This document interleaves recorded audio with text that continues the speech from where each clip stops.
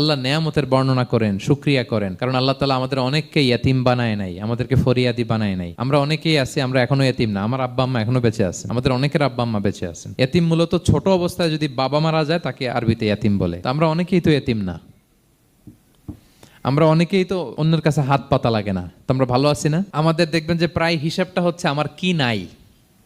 আমাদের হিসাবটা কি কি নাই, কি যে আছে এটার হিসাব করে কুলানোও যাবে না। ঠিক যেই মুহূর্তে এখানে বসে আমরা এই চমৎকার ইফতারি নিয়ে বসে আছি, ঠিক একই মুহূর্তে দেখবেন হসপিটালের আইসিইউতে শুয়ে শুয়ে কাতরাচ্ছে অনেকে। ঠিক এই মুহূর্তে কিডনি ডায়ালিসিস চলতেছে, দেখছেন? কিডনি পেশেন্ট এদিকে ছিদ্র করে ব্লাড সব বের হয়ে রিফাইনিং হয়ে আরেক দিক দিয়ে ঢুকে। ওর চিৎকার শুনলে, বার্ন ইউনিটে গেছেন কখনো?